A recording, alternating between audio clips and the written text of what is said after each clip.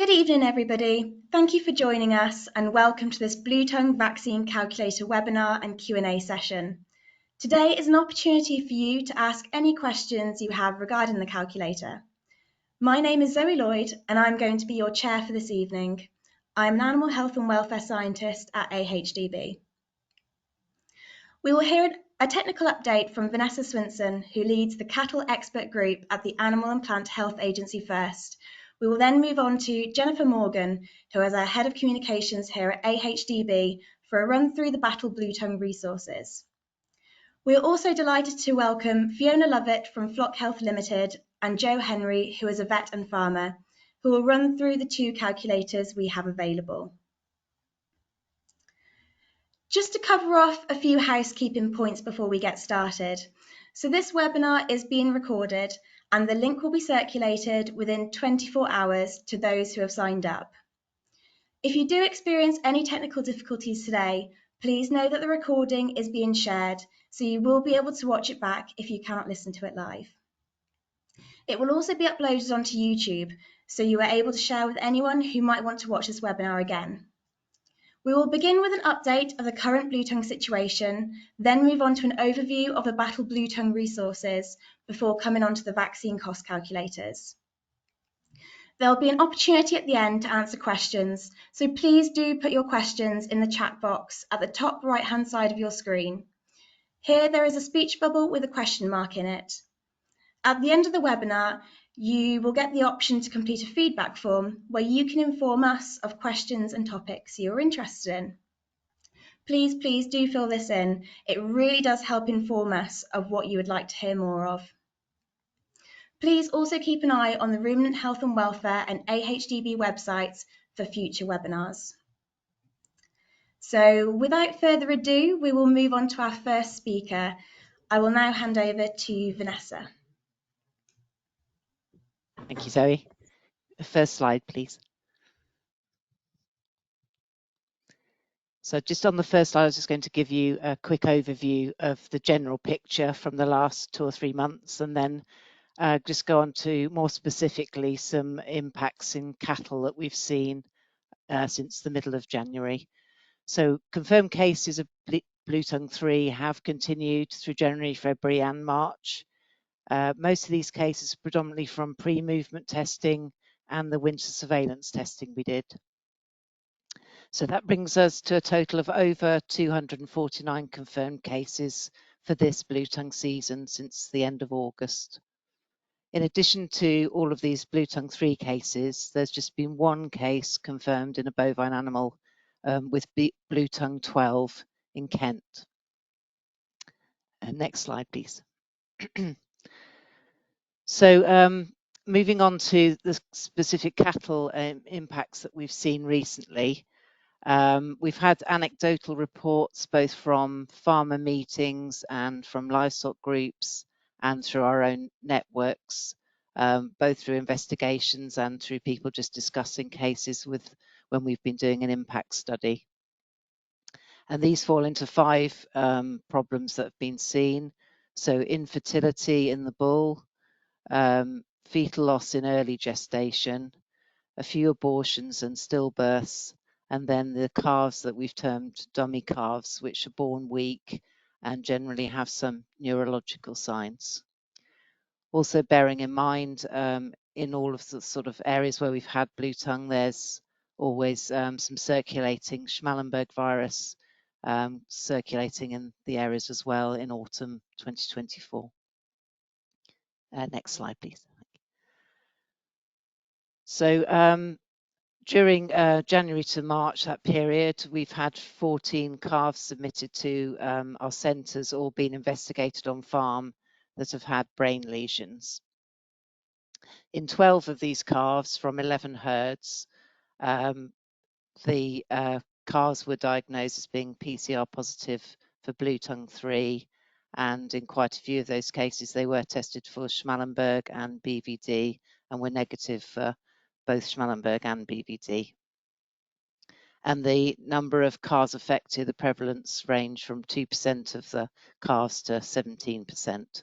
Although some of the investigations we did, it wasn't right at the end of the calving season, so that might have got more significant or worse by the end of the calving season.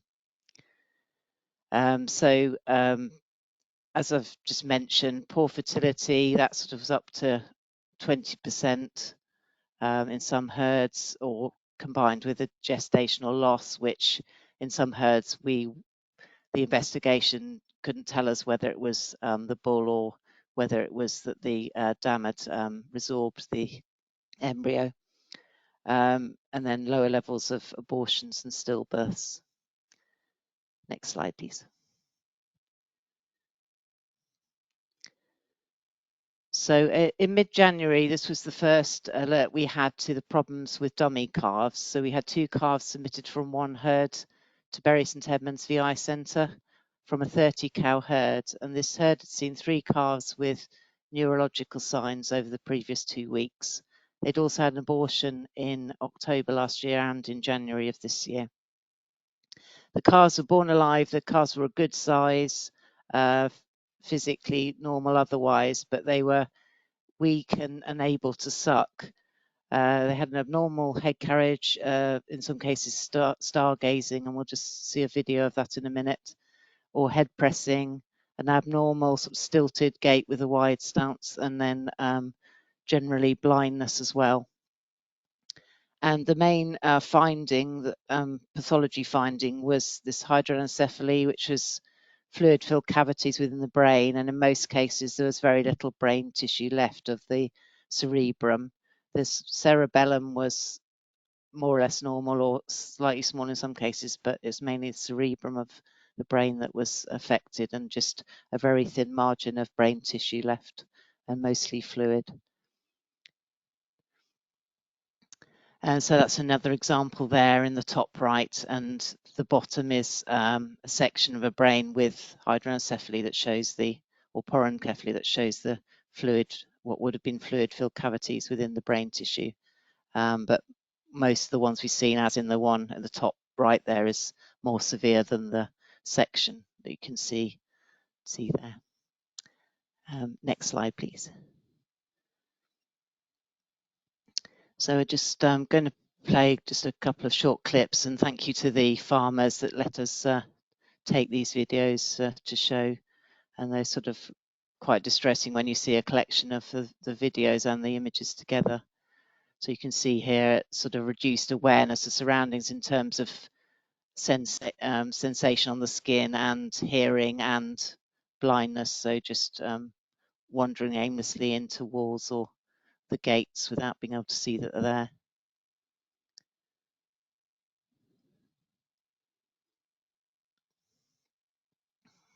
And no lack of menace reflex there as well. And then the next one, please. So in this one, again, this is quite distressing to see for the for the farmers and vets involved. The stargazing, sort of head pointing right up towards the roof of the barn, which is a common finding in these calves.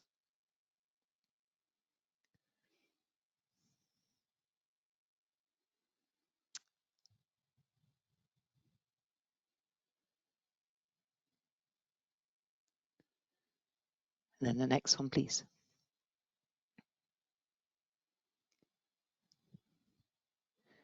And there's just it's quite difficult to see here, but the calf had a very wide base stance when it's standing, and then a very stilted gait when it was walking, which has also been seen in some of these calves.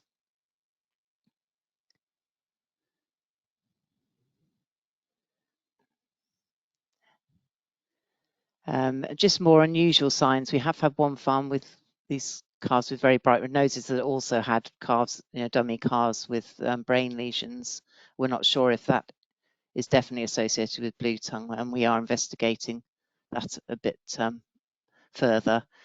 Also, we've had 1 or 2 calves with cataracts, and cloudy cornea have also been reported for Bluetongue as well. Next slide, please. So a lot of you remember back in 2007 and 2008 that we had similar dummy calves with Bluetongue 8, And there's some images there of what the brains looked like then. And there was 1 or 2 calves, as described in the short communication there, that lived to quite a few months old with brain lesions, but then sort of never really could make it through to finishing, sadly. And this is a difficult decision for keepers as to how long to persevere with these calves, because you can get a spectrum of brain lesions seen. And the paper down the left there, if we just go on to the next slide, please. We found this table quite, this comes from that paper I just mentioned, it's quite useful in farmer and vet meetings, we found, because it does show that at different stages of gestation, we're likely to get in early gestation, early embryonic death or sort of early abortions, and then later on getting these very severe brain lesions and dummy calves. But then right at the end, or sort of later in gestation, you might just get very mild encephalitis, which you wouldn't necessarily see grossly, but might mean that the calves are born a little bit dull or not quite 100%. The other thing to bear in mind with these calves is that, see, we have tested these ones that we found with the lesions, and they were PCR positives with quite low CT values on the spleen tissue. So they are, the potential if when the weather warms up and the midges are more active, if they were bitten by midges, they could be infectious because of the overwintering of the virus in these calves. Next one, please. And just to encourage farmers to talk to their private vets or to their VI centres to discuss these cases of, possible poor fertility or early pregnancy loss or dummy calves, because as we mentioned, a lot of these dummy calves have been diagnosed with Bluetongue, but equally well, we've got still circulating Schmallenberg and BVD breakdowns in some herds or other causes. So it's important to investigate and not just attribute everything to Bluetongue or not ignore that it could possibly be Bluetongue affecting these calves.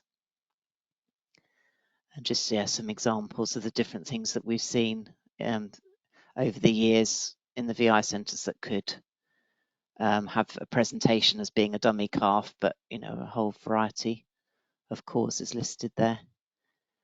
I just sort of mentioned for sheep. So thank you. That's fine. You can go on to the last one. Thank you.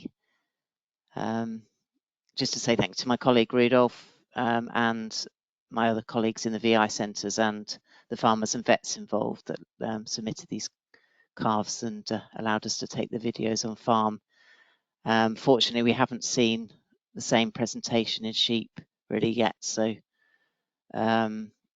which was similar to with Bluetongue 8. It was much more dummy calves and less seen brain lesions in sheep, but then with Schmallenberg we tend to see more of those in sheep. So that's all. Thank you.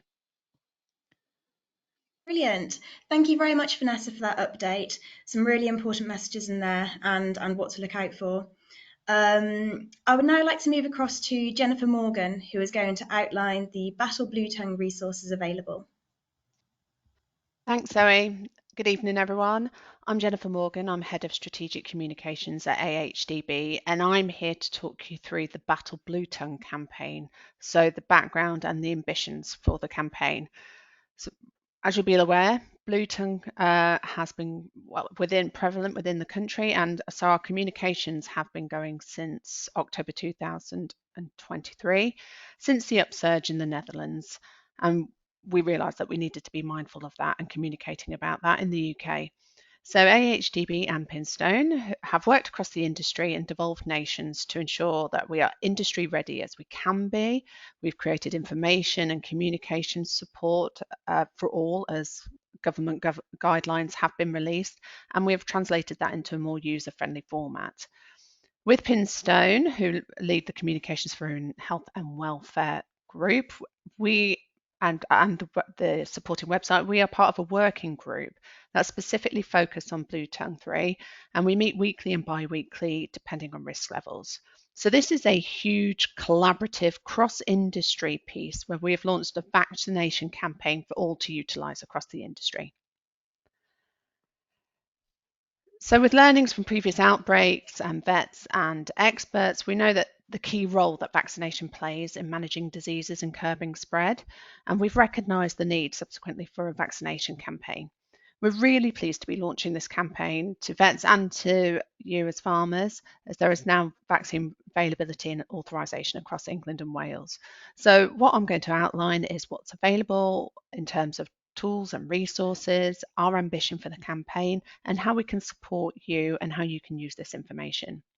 So the ambition of the campaign is to provide vets and farmers with the materials and tools to assess the bluetongue risk with your stock. Obviously, this is a complex conversation and not a simple decision to make.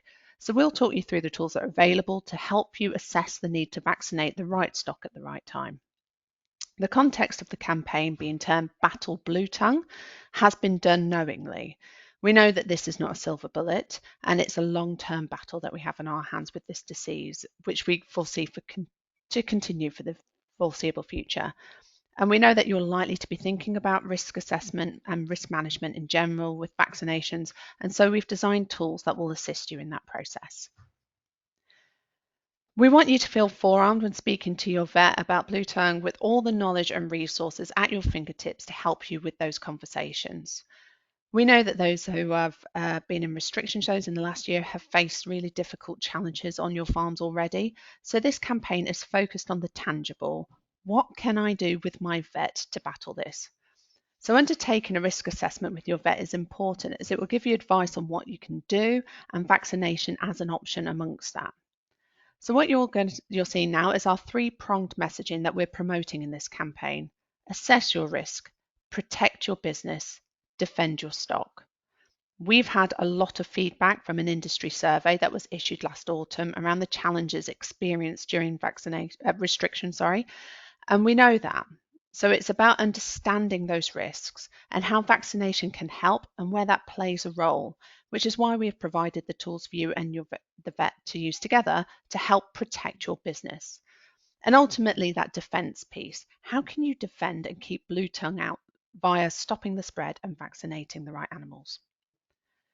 So one of the key resources that we've brought out is the Vaccine Decision Maker tool. I'm not going to talk you through it, although I'm sure that some of you will have come across it already by now, but I'm just going to describe its purpose. It's designed to be a good conversation starter with your vet. It's a working document that you can go through with your vet, looking at the various scenarios to identify the risk dependent upon factors like farm setup, proximity, stock, ages, time of year, etc. And by working through that, it's the basis of assessing your level of risk. So now we're going to look at the wider campaign. We will share the link, but there is a QR code for those that would like to look at it now. And there is a wealth of resources here to give you and your vet a toolkit to communicate this out. We've provided a pack to run a full farm meeting should you wish to, with things like a PowerPoint slide with everything that you need to run a presentation, to FAQs, answering the difficult questions that you may have or that you may receive from your teams. I've already mentioned the Vaccine Decision Maker tool, and there's social media posts and graphics that you can use alongside that.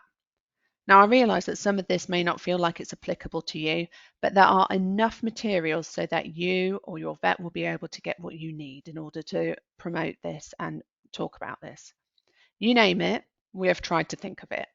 If, however, there is something that you think you need that we haven't included, please do reach out via the Ruminant Health and Welfare email address to let us know, because we are continuing to work with the industry to provide you with more tools. And I should say that all of this is available to you freely and that you can access it and download it from the website. So looking at the toolkit that is available, I've just mentioned that AHDB and Ruminant Health and Welfare Group have been working with industry to provide you and vets with everything you may need for a meeting and to help you communicate Bluetongue on your farms. One tool that I haven't mentioned, however, is the finance calculator. These are tools designed to help you assess the potential financial impact of vaccinating your stock. We have already produced one for sheep, and today we have published a version for cattle. We are also going to produce a further calculator specifically for dairy herds, which is currently in development. But I will stop there as Zoe, Fiona and Joe are going to talk you through this in just a moment. So my final slide is just a reminder of where you can find the latest information on Bluetongue. There is plenty of information on the Ruminant Health and Welfare Hub and on the AHDB website. Also, there's the government website, which holds a lot of up-to-date information on recent cases. You can contact us via the email addresses on both websites, so please do reach out. And hopefully this has been a useful whistle-stop tour of what we have produced as an industry group to support on a communications sense and to highlight this issue and support you and your vets during this challenging time. I'm going to be sticking around to take any questions that you may have from a communications point of view. So that's it from me, and thank you very much for your time.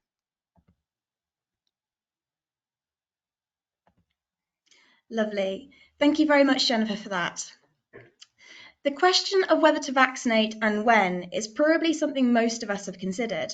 With that in mind, we will now move on to Fiona, who is going to walk us through the return on investment for vaccination and the vaccine cost calculator available for sheep. Thank you, Fiona. Thank you, Zoe. So let me I'll crack straight into this calculator, which was developed by AHDB. And I put this table in here for starters because it sort of shows you the basis behind the calculator. And it really works on the potential for 4 different scenarios, because as we have spoken about in previous webinars, none of us know what is going to happen this coming summer. And none of us know for each individual farm whether that farm's going to face no infection, no infected midges around, or whether if there are infected midges, whether that particular farm will get it mildly in their stock, or mild to moderate, moderate to severe, or severe scenario. So the calculator kind of allows for each of those potential scenarios, and it works on costs. So a loss of productivity cost, estimating that in the mild situation, 5% of your flock may be infected, and out of those infected animals, 10% lose their value, up to a severe infection where potentially 50% of your sheep are infected with disease. And once again, each infected sheep would lose 10% of its value. It then also considers mortality costs. So in the mild situation, an infected animal, 10% of them would die, up to, in a severe infection, 60% of those infected animals would die. Arguably, some of the cases in the Netherlands have been at least that bad. I've heard of flocks where 70% of infected animals died. So although it is horrific, it's not completely unrealistic for what has happened on the continent. And then finally, it also considers fertility costs. So for an animal that's been infected, there will be fewer lambs born. So in the mild situation, there would only be 5% fewer lambs from infected ewes, 10% in mild to moderate, 15%, and in the severe, we've said there may be 20% fewer lambs from infected ewes. It's only a model. It's not perfect. It gives us an idea of what may happen. And then the calculator also assumes that the vaccines are not perfect. So even somebody who has vaccinated does not mean they will not face infection.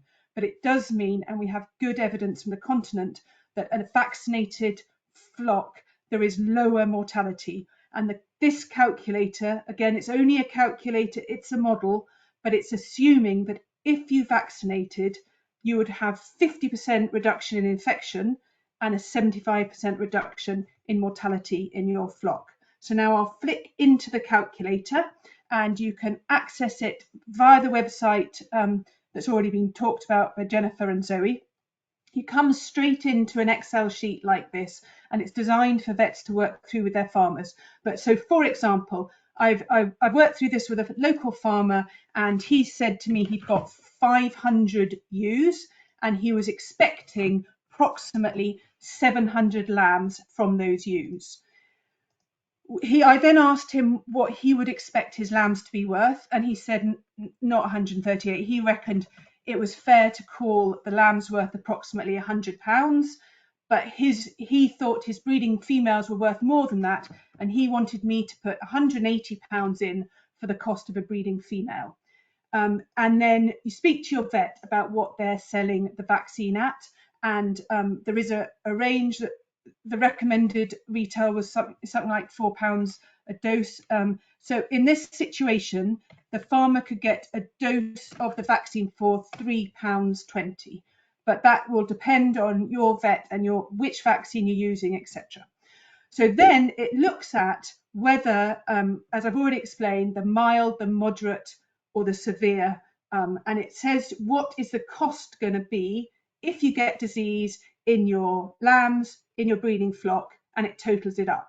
So it goes through loss of productivity, 10% of the value of infected animals, the mortality costs of the animals who would die, and the fertility costs. And then you can flick into this other tab and it will show you if you've got disease on your farm in a mild scenario, the cost would be somewhere around a couple of £1,000.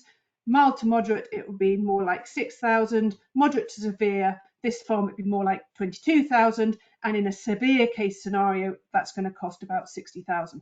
Really significant costs if you've got those high levels of mortality and high levels of infection.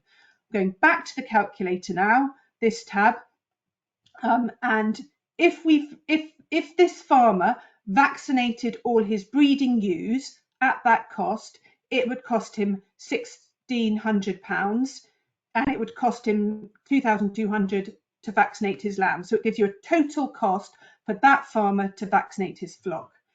And then it also reckons if he does vaccinate and he gets infected, we assume a 50% reduction in infections and a 75% reduction in mortality. So then it works out what that cost is going to be, and we can, there's a few notes down there, the details, I'm going to leave that for you to look at. We come down here to the tab, and I'm just going to show you the breeding ewes on this farm. We've already agreed in any scenario, it's costing him about 2,000, I think it was £1,600 to vaccinate all his breeding flock. And so whatever the scenario of infection, it's always going to cost him this approximately £2,000, the pale blue, to vaccinate. If he only gets mild infection, you can see that the cost of the vaccination is above the cost that mild infection would be. Same as any disease. If you don't face much problem from the disease, it costs you more to vaccinate than the disease. However, if he faces disease in mild to moderate or moderate to severe, or heaven forbid, a very severe infection in the flock, in that farmer's flock, then the cost of vaccinating is a tiny proportion of the amount that you'd save in your breeding ewes.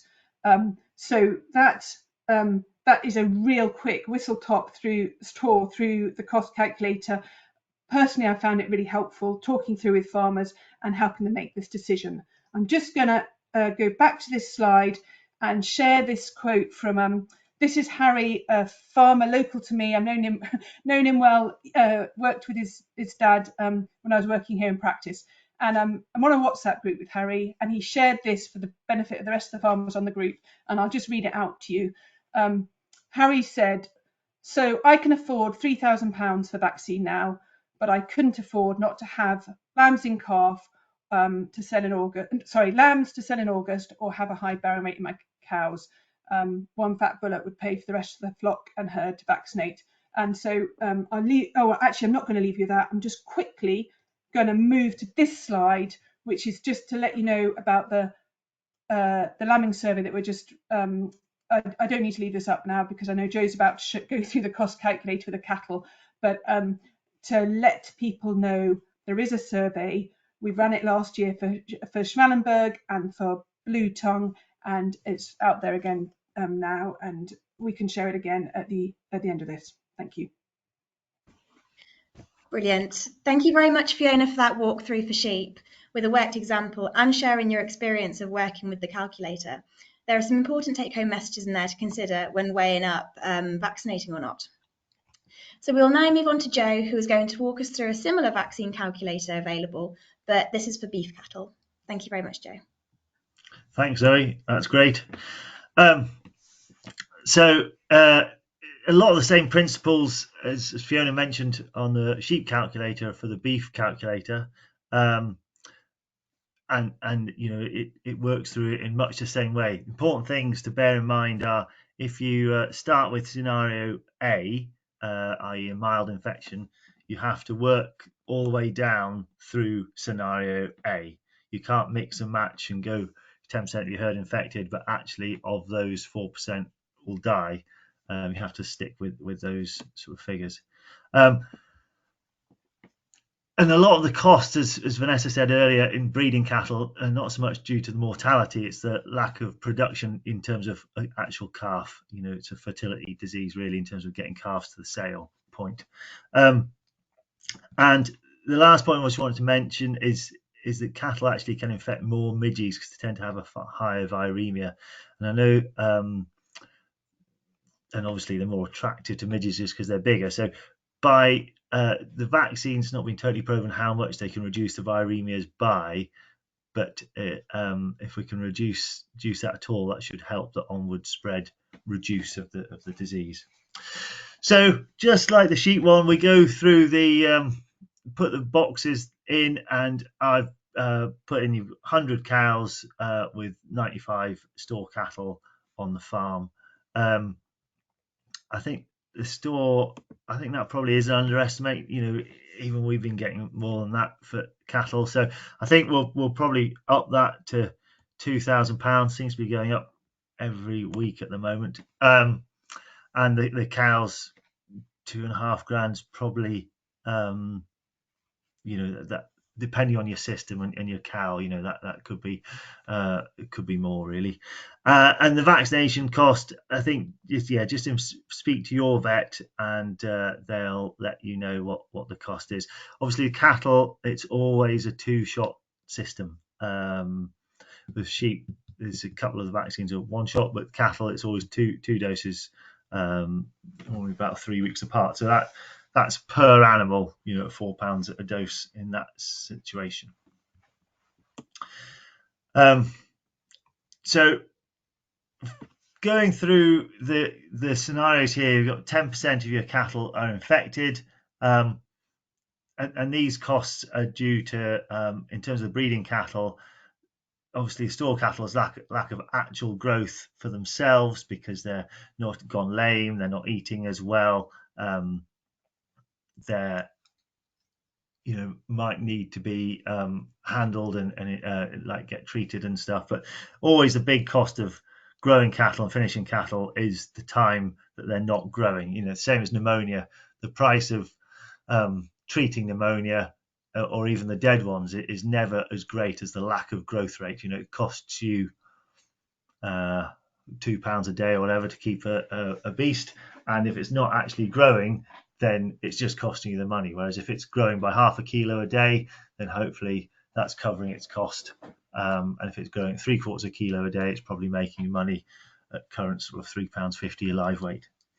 So those breeding cattle, that is only, you know, that's the cost of the cow not milking as well, so the calf won't do as well, probably lacking a bit of condition, so she's less likely to get back in calf and calve earlier.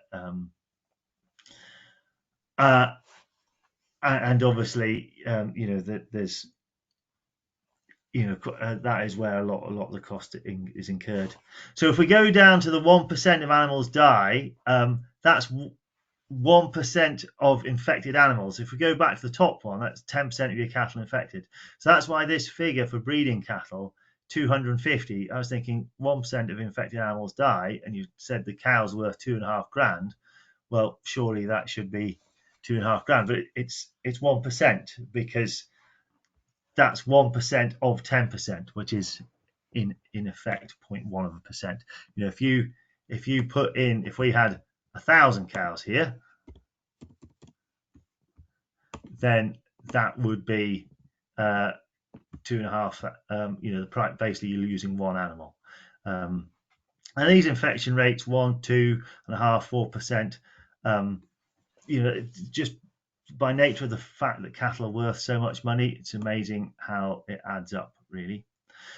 The fertility costs are probably the big ones with suckler cows, and they can be pretty dramatic, as Vanessa was saying earlier, and sort of the finger of God in that we don't know which farms. Some farms seem to be affected a lot worse than others, and you can get quite badly nipped there, and obviously losing any calf is a bit of a tragedy, but losing multiple calves, it can really hammer the business, as well as being totally depressing for the stockman and farmer. We'll just go back to 100 cows there.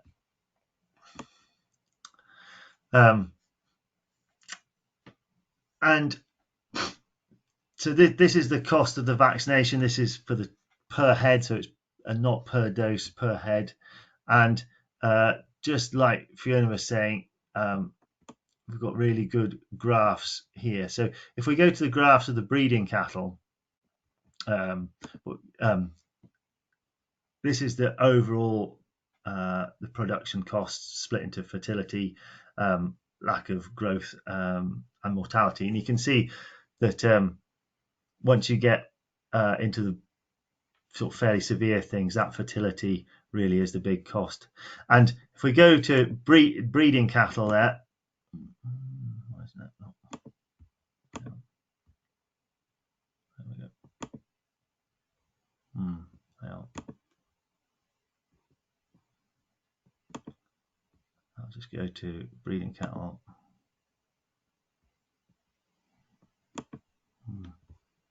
Doesn't seem to want to.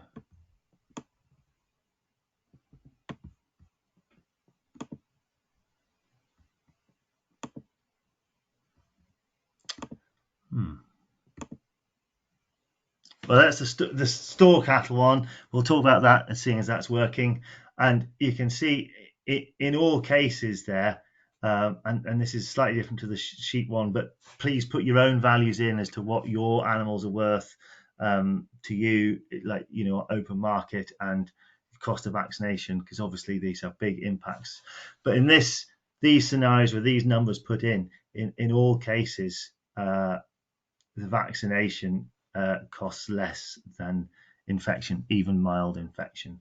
And you can see sort of, certainly in those mid-table things, you get pretty decent return on investment. It's a bit like taking out insurance. No,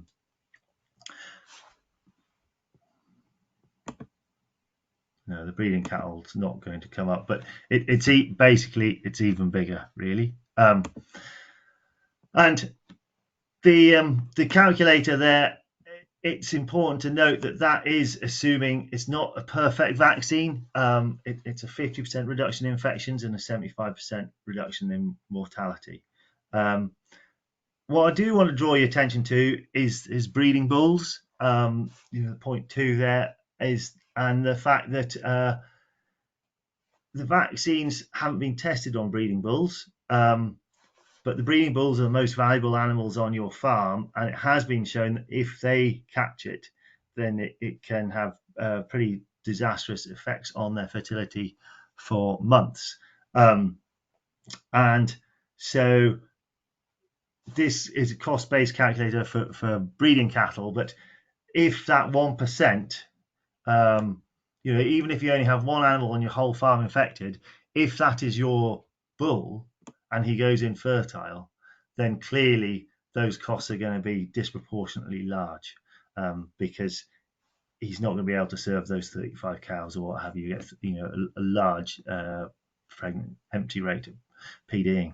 So to my mind, that's probably the important animal to vaccinate, but get that done in the same way with your rams, similarly, but get it done well before you're going to be wanting to use these animals, because just like any vaccine, and speak to your vet, you don't want to be using a vaccine in the last 8 weeks before they go to work because of the possible effect of some vaccines, giving them a slight temperature, might be damaging their fertility, but not nearly as much as the actual disease can do, and that's just a transient one. Okay, so I think that's all I wanted to share with you.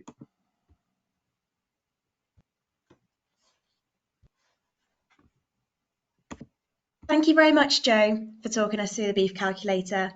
We were very pleased to make this calculator available on the AHDB website today.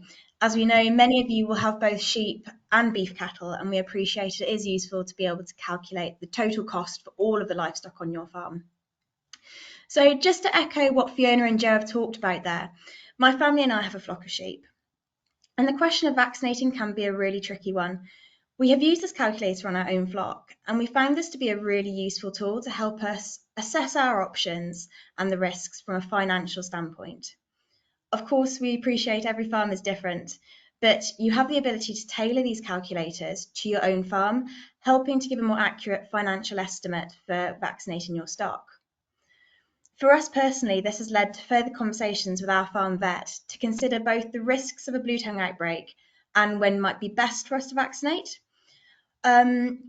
Whilst we were working through the calculator, I think the most surprising thing for us was how severe that scenario D is, especially as the weather is warming up and midge activity could increase. For us, it is important to have a ballpark figure in mind for weighing up the difference between vaccinating and not vaccinating, as it is a big decision. So the more resources and tools we can use to help us make a decision is important. And between this calculator, the vaccine decision maker tool that was mentioned earlier, the FAQs and discussions with your vet, there are lots of materials out there to help. I will also highlight that as the situation develops and as more information and evidence comes to light surrounding these productivity and fertility losses, such as those Vanessa, Fiona and Joe spoke about earlier, we will adjust the scenarios in the calculators accordingly. So on the screen here, we have a slide provided by Mike Gooding from AHDB, who farms in Oxfordshire, who has also met with a decision of whether to vaccinate or not. For Mike, the calculator helped him get the cost-benefit assessment right and help supplement those decisions with his farm vet about how best to incorporate an additional vaccine into his health plan. It also helped him consider elements such as ram fertility and what stock to prioritise. It is also important to note that it was touched upon earlier, but we're in the process of developing a dairy cost calculator. So we're working really hard on making this tool as robust as we can for the diverse dairy farming systems in the UK. So this is taking a little bit of time, but we will share this with you as soon as we can. You can currently find the sheep and beef calculators on the AHDB website, which will be followed by the dairy calculator in the future. Can I get the next slide, please? Brilliant, lovely. I just wanted to highlight to you all that there is lots of additional support available to you if you are struggling or know of someone who is. These organisations are also available on the Ruminant Health and Welfare website for you to find out more. So there is more information out there. Can I get the next slide? Thank you. I would also like to thank all the expert groups involved with bringing this together and for their support. They have all been really vital in this. And the next slide. Before moving on to questions, I just wanted to show you this graph demonstrating Bluetongue vaccine uptake over time. The green arrow you see here on screen indicates the Battle Bluetongue vaccine campaign launch on the 17th of February 2025. As you can see here, the trend is really very positive, showing a really high uptake of vaccine since the launch. This is an industry initiative, and I would just like to say a massive thank you to everybody who has helped communicate the importance of vaccination and in helping to protect our national herds and flocks. All of your support has been vital in getting the resources out there and helping farmers with the decision of vaccinating. Now, if I could please ask all the speakers to come back on the screen, we will now move on to answering any questions.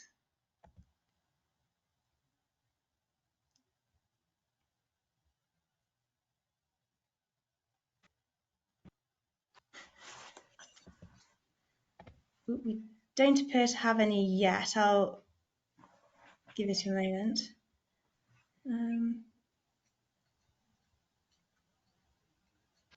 Can I jump in then, Zoe? Because I'd be interested, particularly from to garner Joe's and Fiona's and Vanessa's views about the Battle Bluetongue campaign and the materials that we've produced, and whether it's helped you with the resources we produced to have some of those conversations with the farmers that you're linking in with.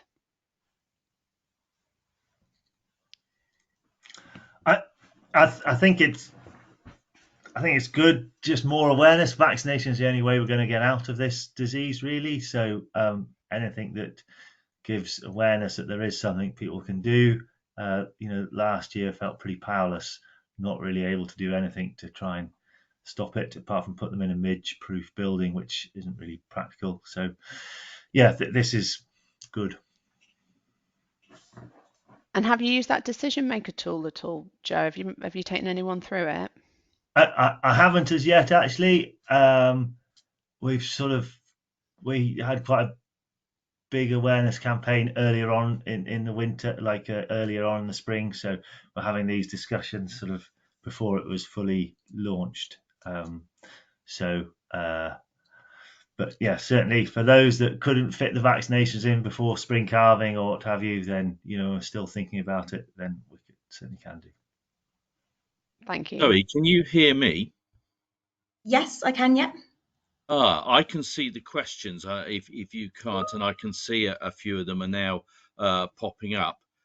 There's a couple in there that address some of those questions about how, from a farmer point of view, some of the challenges. Somebody's pointed out that vaccines are on back order in many practices and challenging to get hold of. Certainly in my scenario, when I looked at comparing the different vaccines and tried to think how I might use them, it then turned out through my practice that I use here in Oxfordshire, I actually could only get one product, and that was the one that I couldn't use on lambs until they were at least 3 months of age. So that did steer how I could plan to use the vaccines effectively. And as Jan has put in the comments, this doesn't the calculator doesn't take an allowance for disposal. So I built into my thought process costs of disposal of dead animals, also the hassle and stress of gathering the animals together at a different time and thinking about when best to vaccinate them. And I think, as Fiona made very clear, it is a model, but it certainly helped inform my discussions with my vet. I think one or two of the things that did surprise me in that discussion was I could only get one vaccine. I have to return unused vaccine to the practice if I don't use it.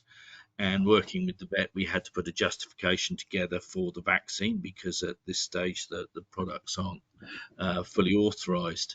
So there are a number of things that came out of that discussion with my vet which I hadn't thought of beforehand, but then definitely influenced the decision I made about what vaccine and what protocol I might try and use. Brilliant. Thank you very much. My computer has now loaded, so I can see questions. Apologies for that. So we do have a question through. How do you assess your level of risk? For me, Zoe, in my scenario, and maybe this is more about my character than anything else, I took a middle ground. And as a result, I'm thinking I will do all my breeding animals, particularly the rams, as Joe identified, and then I will see and reevaluate once my lambs are 3 months of age and see what's circulating and make a decision there. But that's very much my personal assessment of risk. Brilliant. Thank you very much. Fiona, did you want to come in? Having spent quite a long time with that decision maker, that we all have a different level or perception of risk, whether we're taking out insurance, whatever it is. And this is one disease where I don't think any of us can say this is what you must do, but it's different value of stock and position of farm and location and personal threshold for risk is so important, and that's where having that careful conversation. Mike could speak with his vet. His vet knows him quite well, and he can kind of talk that through, and is probably going to make a different decision to his neighbour or to someone with a slightly different flock or herd. So it's such a difficult thing. And whereas from a disease control from a country, that would be brilliant if everyone vaccinated. We know that's not going to happen, and that we kind of, everyone is got to make their own decision. The vaccine availability is potentially a current concern, and I really I'm sympathetic for people who say they've got it on back order, and yeah, that's a concern of mine. And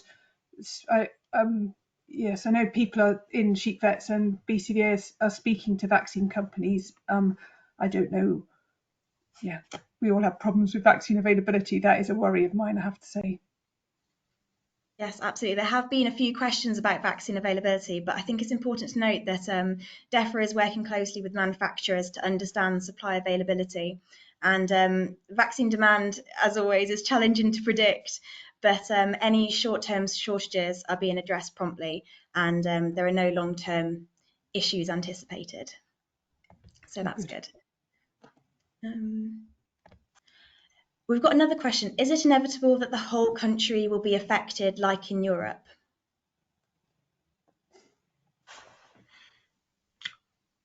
Is it inevitable? We don't.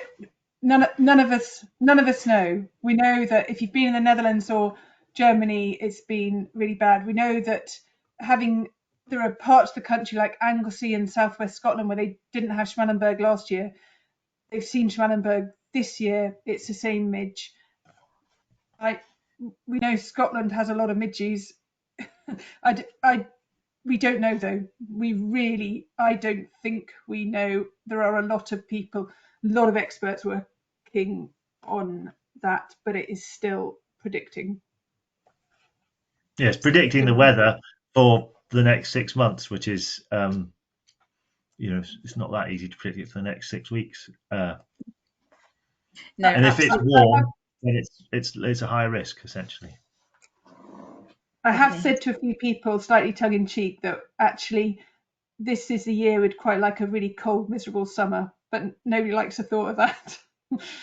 But I think in this circumstance, it would be better from a Bluetongue point of view.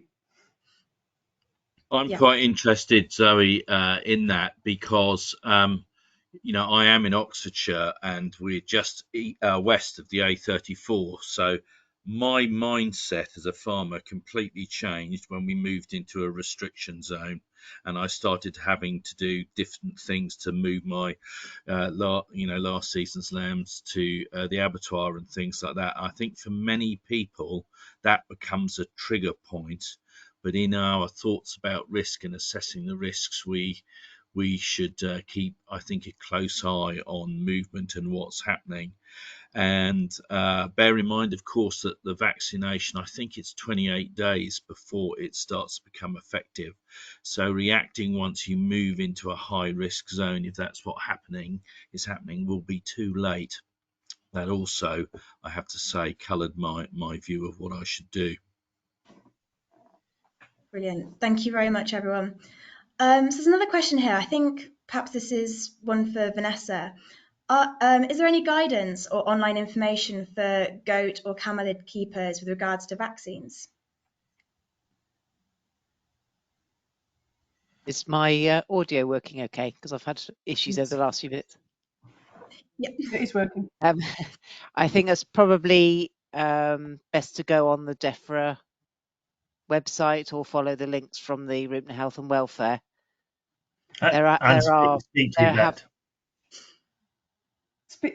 vet. On the Ruminant Health and Welfare, there is the pay information for vets. Both the Camelid Society and Goat Vet Society have put guidelines in, particularly with respect to camelids and goats. Brilliant. Thank you very much. We have another question. Is it okay to vaccinate cows that are fairly close to calving? Is there any protection passed to the unborn calf through the dam or after calving through colostrum? So yeah, it's not at the point of calving, because cow's immune system, just like any vaccine, isn't functioning brilliantly. So you don't be doing it, within a few days either side of calving. But otherwise, that's fine.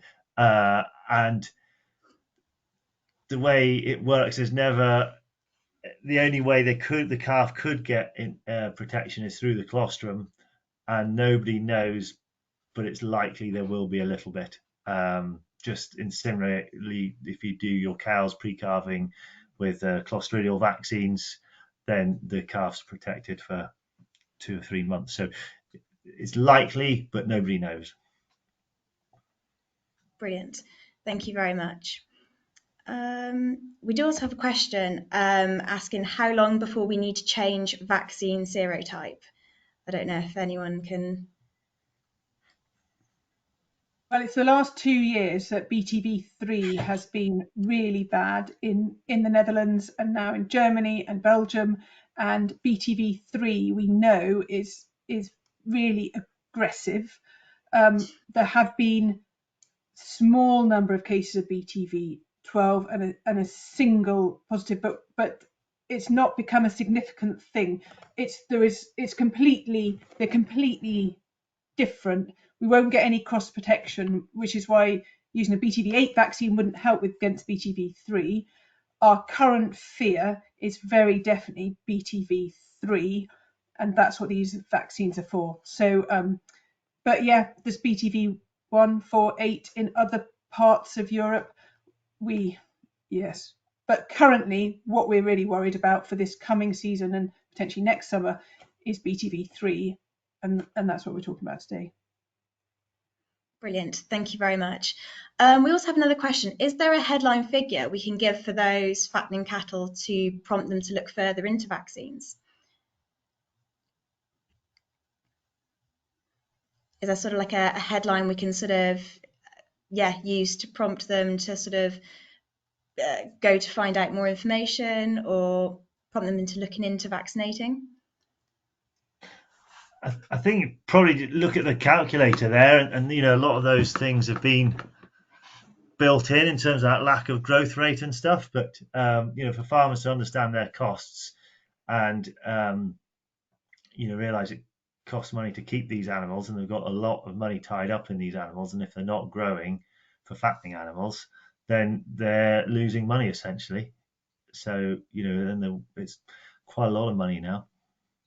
I think the most interesting thing, Zoe, as we watched Joe do his calculator online, is he was putting the value of the stock up as he did it, and I think for me that's certainly been a thought process in the value of the of the steers and also of the lambs. So yeah, it's a relative decision, isn't it? Definitely. Thank you all very much. I believe that is all the questions. If we have missed any, please send them through to us and we'll try to get them answered. Before I close, I just want to mention the cooperation of farmers and vets in disease investigation and how vital this is. I'd like to thank those that have gone above and beyond and helped contribute to rapid responses. Alongside this, a reminder of how important biosecurity is, as well as being able to identify the clinical signs and knowing where to report and go for advice. You can find out more information on all these aspects on the Ruminant Health and Welfare and AHDB websites. Lastly, I'd just like to alert everyone to some new guidance on moving animals in the seasonally low vector period until the 23rd of April. There is more information on testing animals from today available on the Gov webpage, so please do check that out. Finally, many thanks to Vanessa, Jennifer, Fiona, Joe and Mike for joining us today and being on hand to answer questions, and for everybody in the events and comms teams for your help in preparation for this webinar. I would also like to thank David Swales and the economics team for all their hard work developing the calculators and as they continue to develop the dairy calculator. And then lastly, thank you all for joining. I hope you have a lovely evening. Thank you.